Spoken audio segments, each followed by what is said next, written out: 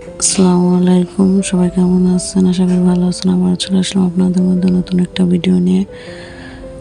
গাছ থেকে আম পাড়া হয়েছে অনেকগুলোই, দেখতে মাশাআল্লাহ অনেকটি বড় হয়েছে এবং পেকে গেছে। মাশাআল্লাহ দেখতেই পাচ্ছেন আমগুলো দেখতে কত সুন্দর। এতগুলো আম তো খাওয়া যাবে না, তাই আমগুলো দিয়ে আচার বানাবো। আচার বানানোর জন্য আমগুলো নিব। আমগুলো ভালোভাবে কেটে নিতে হবে, তাই আমগুলো আমি ভালোভাবে কেটে নিলাম। আমগুলো ভালোভাবে কেটে নেওয়ার পর আমগুলোকে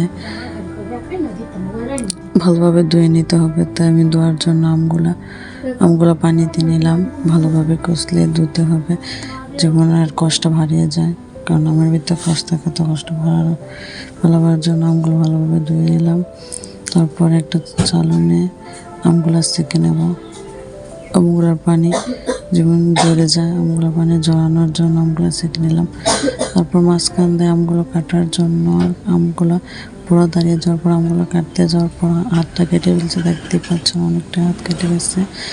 তাই বলো একটা কাজ করবেন না, আমগুলো কাটতে যাবেন না।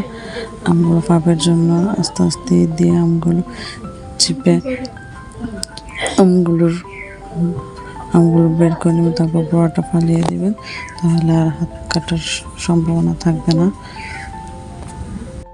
আমগুলো ফাপ দিয়ে তার পানিটা ফালিয়ে একটা কড়াইয়ের মধ্যে আমগুলো নেবেন, আমগুলো গালিয়ে নেবেন। আমগুলো গালানো হয়ে গেলে তার মধ্যে চিনি, লবণ, মরিচ, যতটুকু পরিমাণে ঝাল, কারণ আমি একটু ঝাল বেশি খেতে একটু ঝাল বেশি দেবো, তাই আপনারা যতটুকু ঝাল খাবেন ততটুকু দেন।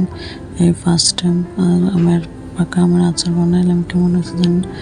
আলহামদুলিল্লাহ, মোটামুটি ইনশাল্লাহ ভালো হবে।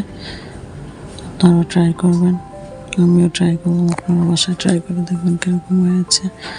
আপনাদের মধ্যে আমি নতুন ভিডিও করি, তারপর আমাকে সবাই সাপোর্ট করবেন। আশা করি আপনারা সবাই সাপোর্ট করবেন। সবাই ভালো থাকবেন। খুদা হাফেজ। আবার কোনো এক ভিডিও নিয়ে আপনাদের সামনে হাজির হব।